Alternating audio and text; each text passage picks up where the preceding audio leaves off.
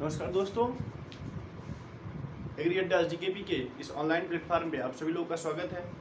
दोस्तों, अब इस चैनल पे हम एक नए अध्याय की शुरुआत करने जा रहे हैं,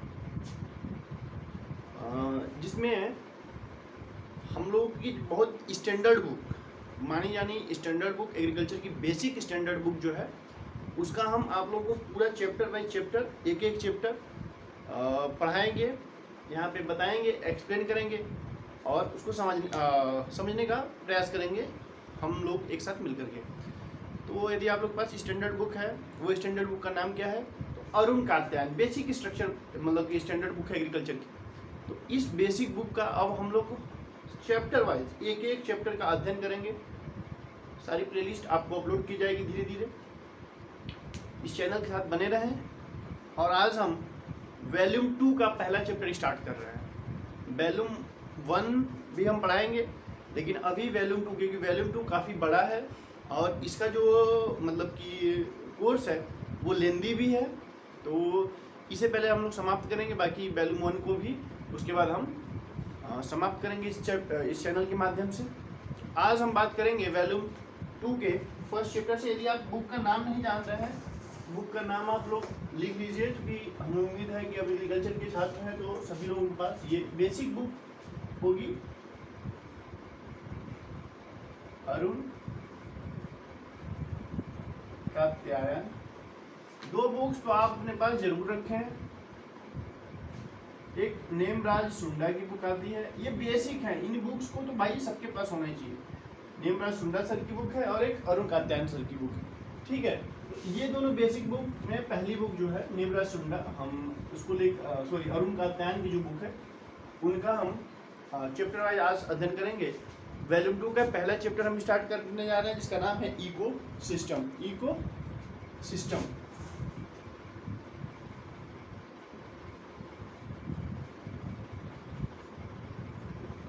इको सिस्टम इको सिस्टम क्या है, क्या मतलब है इसका और कौन इसको बताया है, ठीक। इकोसिस्टम जो टर्म है, इकोसिस्टम जो टर्म है ना, यानी टर्मिनोलॉजी जो, वो एक जर्मन बायोलॉजिस्ट हैं, जिनका नाम है अर्नस्ट हैकल।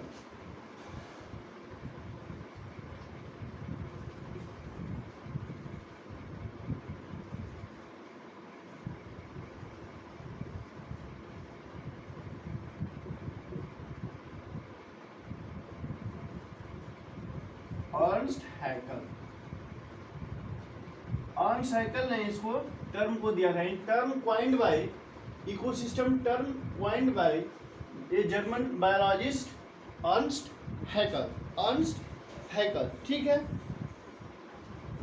और हम इकोसिस्टम कहते हैं किसे हैं?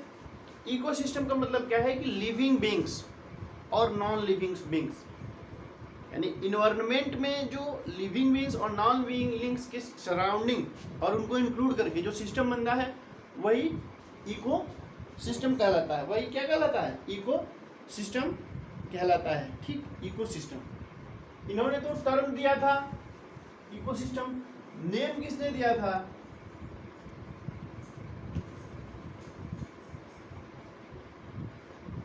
ये सब एक एक नंबर में कभी कभी पूछ ले जाते हैं। Ecosystem name given by A ji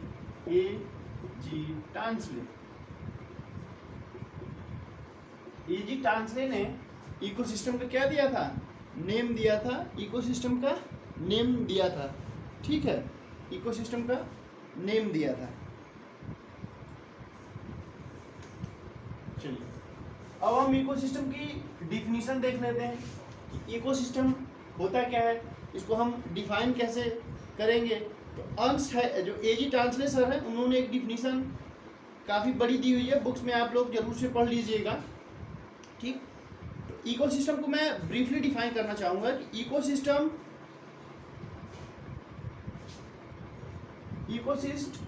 is the ecological system Ecosystem is the ecological system or unit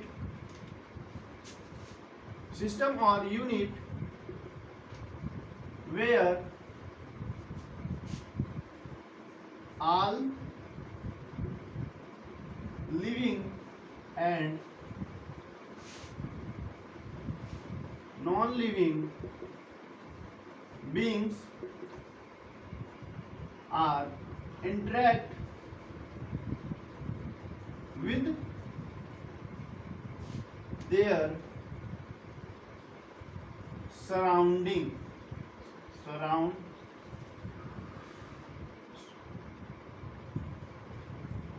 spelling थोड़ा मिस्टेक हो सकता है लेकिन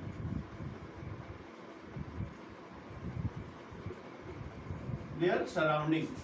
Ecosystem is the ecological system or unit where all living and non-living beings are interact with surroundings. ठीक है. Surrounding का मतलब हो गया इन्वायरमेंट. इकोसिस्टम वह मतलब कि सिस्टम है जिसमें जो लिविंग और नॉन लिविंग बींग्स है वो अपने इन्वायरमेंट के साथ इंटरेक्ट करती हैं. अपने इन्वायरमेंट के साथ क्या करती हैं? इंटरेक्ट करती हैं. अब बात आई लिविंग बींग्स और non living beings. Living beings और non living beings. Living beings, non living beings. चूंकि ये बताने की आवश्यकता तो नहीं लग रही है, फिर भी आप लोगों को समझा दिया जा रहा है ताकि आप लोग को समझने में आसानी हो. लिविंग बींग्स और नॉन लिविंग बींग्स क्या होती हैं? लिविंग बींग्स का मतलब हम सिंपल सी बात समझ लें, हम लोग. और हम अपने ही कैरेक्टर को यदि डिफाइन कर लेते हैं, यानी हम चलते हैं, बोलते हैं, सेंसेशन महसूस करते हैं, खाते हैं, रिप्रोड्यूस करते हैं, एक्सक्रीट करते हैं. यानी 5-6 कैरेक्टर यदि आपके अंदर है तो आप उसे लिविंग बींग्स कह सकते हैं. जैसे पहला क्या है? आपके अंदर ग्रोथ हो, ईटिंग हो, आप मतलब फूड चाहिए आपको या फूड लिख लीजिए, फूड की आवश्यकता होती है, फूड हो. फिर उसके बाद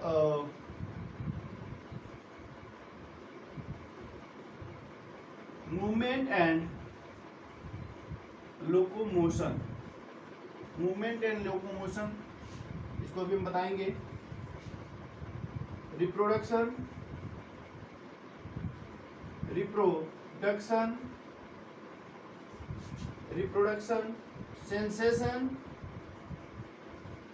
सेंसेशन,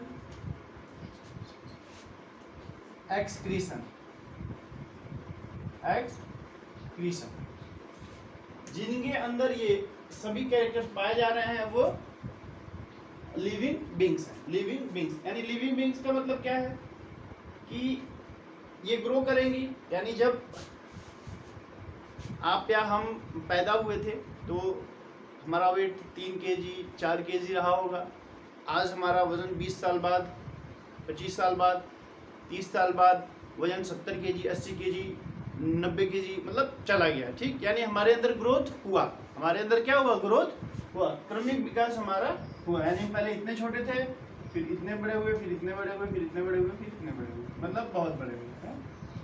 ठीक, तो हमारे अंदर ग्रोथ की एक प्रोसेस बनी रही. ग्रोथ हुआ. ग्रोथ कैसे हुआ? तो भैया हमें फूड चाहिए, हम खाना खाते हैं. ठीक, फिर उसके बाद मूवमेंट का मतलब है अपनी जगह खड़े हो गए. जैसे मान लीजिए हम यहाँ पे हैं, ये हाथ उठाए, ये हाथ उठाए, ऐसे कर दिए, वैसे कर दिए, गर्दन हिला ली, यह मूवमेंट है. और लोकोमोशन का मतलब एक स्थान से दूसरे स्थान तक जाना. यानी हम यहाँ से यहाँ आ गए, हम यहाँ से यहाँ आ गए. ये जो प्रोसेस है वो लोकोमोशन की प्रोसेस होती है. मूवमेंट और लोकोमोशन हो. रिप्रोडक्शन हो, यानी हर मनुष्य अपने जैसी संतति उत्पन्न करता है. पेड़ पौधे भी हैं, अपने जैसे संतति उत्पन्न करते हैं. सेंसेशन मतलब दर्द का अनुभव, मतलब किसी भी चीज का अनुभव करना. जैसे मान लीजिए आपको कोई चींटी काट ले तो भी आपको लगता है कि त्वचा आपको बता देती है। आपने कुछ तीखा खाया तो हमने महसूस किया कि हमने तीखा खाया, हमारा नर्वस सिस्टम उसको रिस्पॉन्स करता है। एक्सक्रीशन मतलब उत्सर्जन, जो आप सुबह शाम जाते हैं, ठीक है। उत्सर्जन मतलब अपने शरीर से नाइट्रोजनस वेस्ट जो होते हैं उनको निकालना उत्सर्जन कराता है, यानी एक्सक्रीशन कहलाता है, ठीक।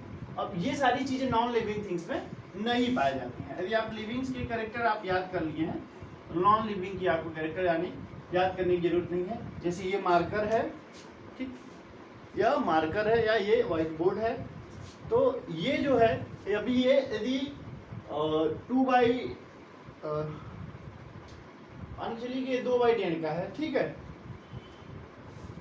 तो ये बढ़ने वाला नहीं है, यह बढ़ने वाला नहीं है। यह मार्कर है, यदि इतना छोटा है तो ये नहीं है कि इसको खाद पानी डालेंगे तो बढ़ जाएगा, ऐसा कुछ है नहीं, ठीक। यानी ग्रोथ नहीं होती है, इसको खाना भी कुछ नहीं चाहिए होता है, ठीक। मूवमेंट तो कर नहीं पाएगा, तो हमारे साथ मूवमेंट करेगा नहीं तो यहाँ रख देंगे तो रखा रह जाएगा। फिर रिप्रोडक्शन, अब एक मार्कर है आपके पास, यदि एक पेन है तो उसे 4 पेन नहीं बनती है, ठीक। सेंसेशन, सेंसेशन का मतलब है कि ये दुख दर्द अनुभव, ये इसको उठा के पटक दो कोई दिक्कत नहीं है, कोई दर्द दुख तकलीफ इसको नहीं होती है, और एक्सप्रेशन भी इसके द्वारा नहीं होता है। अब ठीक, तो हमें उम्मीद है कि अब लिविंग बींग्स और नॉन लिविंग बींग्स आप लोग अच्छे से समझ गए होंगे, इसके कैरेक्टर्स को भी समझ गए होंगे। कुछ एक आध कैरेक्टर यदि छूटे होंगे तो अब याद आएगा तो हम बता देंगे, खैर किसी छूटा नहीं, ठीक। तो ये सारी चीजें हैं लिविंग बींग्स और नॉन लिविंग बींग्स के बारे में। अच्छा, हमने बताया कि अपने इन्वायरमेंटल कंपोनेंट के साथ क्या करना है, इंटरेक्शन। इन्वायरमेंटल कंपोनेंट्स के साथ इंटरेक्ट करना है, यानी जो एनिमल होते हैं या प्लांट्स, जो इकोसिस्टम होता है वो इन्वायरमेंटल सिस्टम के साथ इंटरेक्ट करता है। अच्छा भैया, तो इन्वायरमेंटल सिस्टम मतलब हमारे अगल बगल का भी सिस्टम के साथ हमारा इंटरेक्शन। तो जैसे हमारे अगल बगल में मान लीजिए एक मोबाइल भी है, हम भी हैं, हमारे माता पिता भी हैं, भाई बहन भी हैं, यदि आपके घर में पेट्स है, कोई डॉगी वगैरह है तो वो भी आपके साथ है, ठीक। और आपके रूम में चेयर है, कुर्सी है, टेबल है, लैपटॉप है, टीवी है, मोबाइल है, सारी चीज़ें, तो ये आपका क्या हो गया, सराउंडिंग हो गया, ठीक। तो यानी एक लिविंग है और एक नॉन लिविंग है। तो एक बायोटिक बोला जाएगा। कौन से सिस्टम होते हैं, कंपोनेंट कौन कौन से हैं, 2 कंपोनेंट हैं, बायोटिक कंपोनेंट, दूसरा एबायोटिक कंपोनेंट, ठीक।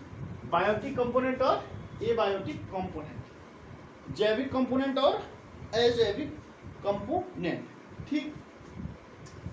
अब हम पहले बात करेंगे बायोटिक कंपोनेंट की। बायोटिक मतलब जैविक, जिनके अंदर जीव पाया जाता है, यानी जो अभी हमने लिविंग के कैरेक्टर हमने बताया कि ये लिविंग बींग्स के कैरेक्टर होते हैं। तो वो जो कैरेक्टर है वो बायोटिक्स के लिए भी लागू होते हैं। वो किसके लिए लागू होते हैं, मतलब कि बायोटिक फैक्टर्स के लिए भी लागू होते हैं, ठीक है, ठीक। तो अब बायोटिक फैक्टर्स की जब हम बात कर रहे हैं तो इसमें कौन कौन है और कैसे कैसे हैं, ठीक। तो ये 2 प्रकार के हैं, ये 2 प्रकार के हैं, ऑटोट्रॉप्स और हेट्रोट्रॉप्स।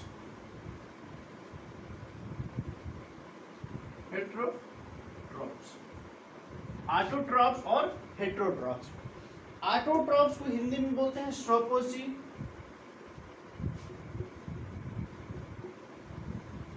इसको बोलते हैं परपोषी। कोशिश आप लोग ये करें कि हिंदी की आवश्यकता ना पड़े। बायोटिक को हिंदी में बोलते हैं जैविक, ठीक। स्वपोषी यानी those biotic components which make their food own, मतलब जो अपने भोजन को स्वयं बनाते हैं, अब ये मत कहिएगा कि दाल चावल रखा हुआ है हम भी अपना भोजन स्वयं बनाते हैं तो हम ऑटोट्रॉप्स हो गए, नहीं। हमारा भोजन जो दाल चावल है इसको जो बनाएगा वो ऑटोट्रॉप्स है। उसको बनाएगा कौन, पेड़ पौधे। उसको कौन बनाएगा, पेड़ पौधे, ठीक। उसको कौन बनाएगा? क्रॉप्स आपकी बनाएगी। अभी रबी का सीजन, मान लीजिए हार्वेस्टिंग टाइम चल रहा है, तो रबी का जो क्रॉप्स है जैसे वीट है, और फिर उसके बाद मेज़ भी है, बारले है, ये सब चीज़ें जो है, ग्राम है, पीज है, ठीक। तो ये सब जो है वो हमारी ऑटोट्रॉप्स में आएंगी, यानी ये own food, make their own foods, make their own foods, make their own food, own food. और ये जो होते हैं डिपेंड ऑन ऑटोट्रॉप्स, ऑटोट्रॉप्स। ये अपना भोजन नहीं बनाते हैं, ये क्या करते हैं, ये उस पर डिपेंड रहते हैं, किस पे?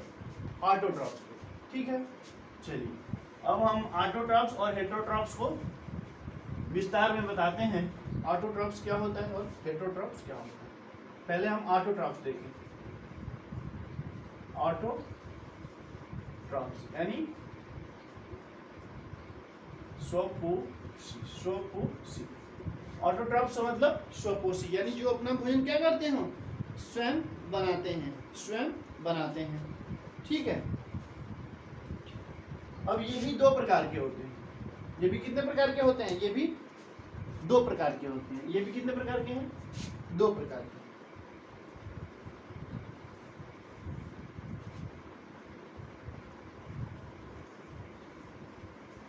फोटो ऑटोट्रॉप्स,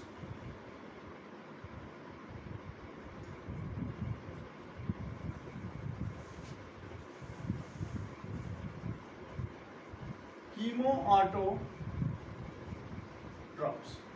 फोटो ऑटोट्रॉप्स और कीमो ऑटोट्रॉप्स। फोटो ऑटोट्रॉप्स का मतलब होता है क्या, कि ये जो है फूड बनाते हैं with the help of sunlight, ठीक। ये सनलाइट की हेल्प से बनाते हैं, जैसे all green plants, example all green plants, all green plant. ये जो ऑल ग्रीन प्लांट होते हैं वो क्या होते हैं, मेक देयर ओन मतलब फूड, और ये फोटोट्रॉपिक नेचर के होते हैं, फोटोट्रॉपिक नेचर के होते हैं। केमोट्रॉप का मतलब क्या होता है, केमोट्रॉप का मतलब होता है with the help of chemicals, with the help of chemical, with the help of chemical. ये जो होते हैं with the help of chemical. इसमें जो है कुछ बैक्टीरिया आती हैं, क्या आती हैं, बैक्टीरिया। इसको कीमो ऑटोट्रॉप्स बोलते हैं, कीमो ऑटोट्रॉप्स, यानी ये जो है वो केमिकल के द्वारा अपना भोजन स्वयं बना लेते हैं, इसे कीमो ऑटोट्रॉप्स कहते हैं, ठीक। अब दूसरा हमने बताया था आपको हेटेरोट्रॉप्स। क्या बताया था, हेटेरोट्रॉप्स। हेटेरोट्रॉप्स मतलब परपोषी, हेटेरोट्रॉप्स मतलब परपोषी। ये पहला चैप्टर है, और यकीन मानिए यदि आपने अच्छे से इसे देख लिया और एक बार बुक को रिवाइज कर लिया, आपको दोबारा जीवन में कभी ये पढ़ने की आवश्यकता नहीं पड़ेगी। तो इसलिए आप इसे जरूर देखें।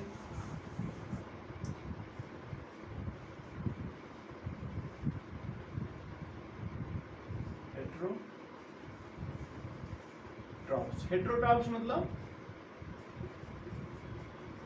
परपोषी, यानी इनको अपने भोजन के लिए,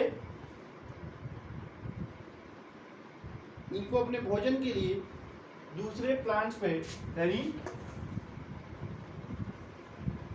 they depend on autotrophs, they depends on autotrophs for their food,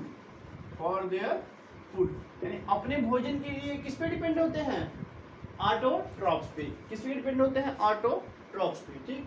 तो ये आप लिख लीजिएगा, ये जो है वो अपने भोजन के लिए किस पे डिपेंड होते हैं, ऑटोट्रॉफ्स में। अब जो है हेटेरोट्रॉफ्स भी कई प्रकार के होते हैं। हेटेरोट्रॉफ, ये चार्ट बना लीजिएगा, हेटेरोट्रॉफ्स जो है वह कई प्रकार के होते हैं।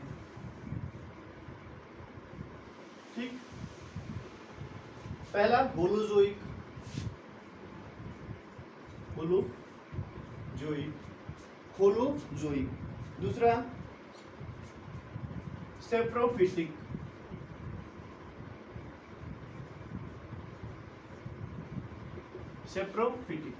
और तीसरा जो होता है वो पैरासिटिक।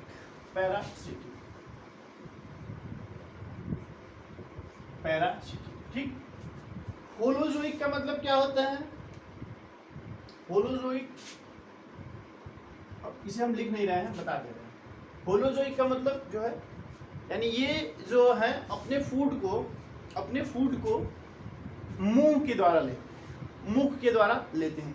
इसमें भी कई प्रकार होते हैं, इसको अभी हम बताएंगे। ठीक, इसकी चर्चा हम विस्तार में करेंगे। सेप्रोफिटिक यानी ये जो है सड़े गले चीजों पे, सड़ी गली चीजों पे ये क्या होते हैं, मतलब कि अपना भोजन प्राप्त करते हैं। जैसे फंगाई है, जैसे फंगस है, एगेरिकस, मशरूम, ये भी सड़ी गली चीजों पर ही मतलब कि वो ग्रोथ करता है। पैरासिटिक का मतलब क्या है कि ये लिविंग या नॉन लिविंग, मोस्टली लिविंग मानते हैं, ये उसपे ऊपर उसको हानि पहुंचा करके अपना भोजन प्राप्त करता है। जैसे मॉस्किटो है, मच्छर जो है, ये आदमी को काटता है, खून चूसता है और आदमी को, ह्यूमन को नुकसान पहुंचाया और अपने आप को बेनिफिट हुआ। तो ये जो है वो पैरासिटिक नेचर का हो गया। ठीक है, नॉर्मल चीजें आपने समझ गए। सेप्रोफाइटिक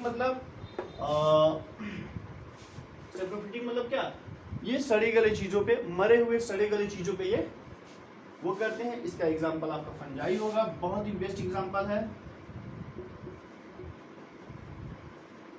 इसका एग्जांपल आपका सिंपल सा आप समझने के लिए मैं बता दे रहा हूं, मॉस्किटोज की बात जब हम कर रहे हैं तो इसका जो है वो मॉस्किटोस हो सकता है, कुछ फंजाई और बैक्टीरिया भी होती हैं, ठीक। ये जो है हेटेरोट्रॉफ्स के प्रकार हैं। अब हम बात कर रहे हैं होलोजोइक, यानी जो मुख से अपना भोजन प्राप्त करते हैं। ये भी 3 प्रकार का होता है। ये भी कितने प्रकार के होते हैं, 3 प्रकार के।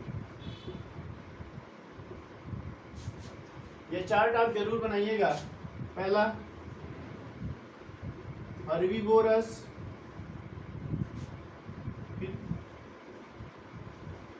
Carnivorous, omnivorous.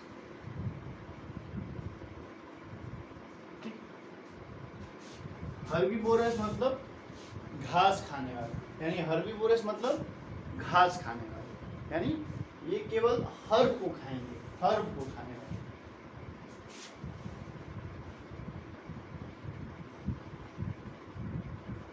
Eat only grasses. इसमें क्या आएगा, रैबिट,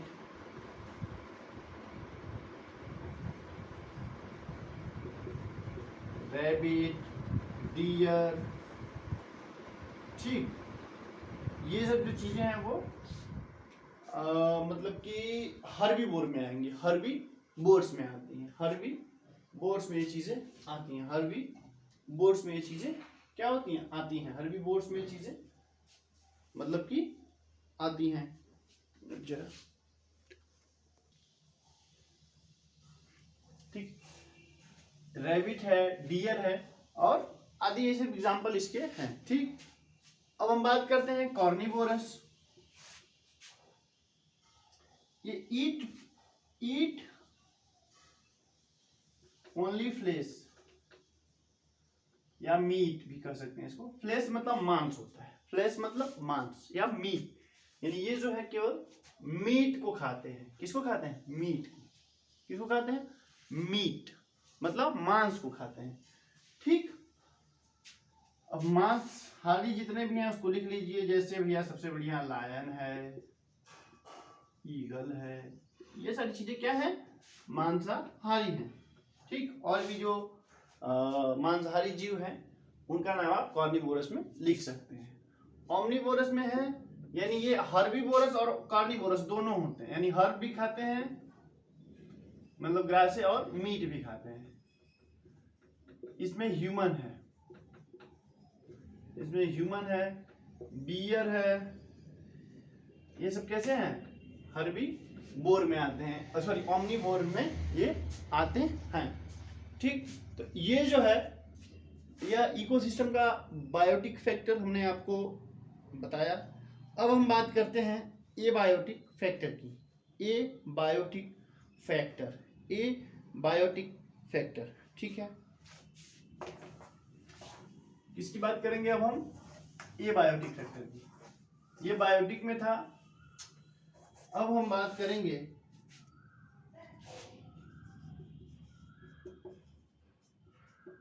अबायोटिक, अजैविक घटक, अजैविक घटक, अजैविक घटक, बायोटिक और एबायोटिक, ठीक है। तो इसके बारे में एक ओडम नामक वैज्ञानिक थे, ओडम, ये 1971 में इसके बारे में बताए थे। एबायोटिक फैक्टर को तीन पार्ट में डिवाइड किया था, ओडम के अनुसार जो है, ओडम महोदय ने एबायोटिक फैक्टर्स को तीन भागों में डिवाइड किया था। हम इन तीनों फैक्टर्स को बारी बारी करके देखते हैं कौन कौन से तीन फैक्टर थे। ठीक। तीन फैक्टर कौन कौन से थे। ठीक। तो organic matter, organic matter, inorganic matter, inorganic matter, matter या फैक्टर जो भी कह लीजिए। तीसरा क्लाइमेटिक फैक्टर,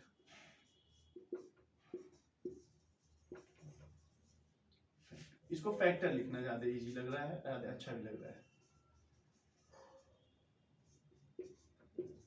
ठीक है, समझ जाइए। ठीक। ऑर्गेनिक फैक्टर, इनऑर्गेनिक फैक्टर और क्लाइमेटिक फैक्टर, क्लाइमेटिक फैक्टर। ठीक। इनऑर्गेनिक फैक्टर में, ऑर्गेनिक फैक्टर में कौन कौन आएगा, ऑर्गेनिक फैक्टर में जैसे आपका है प्रोटीन है,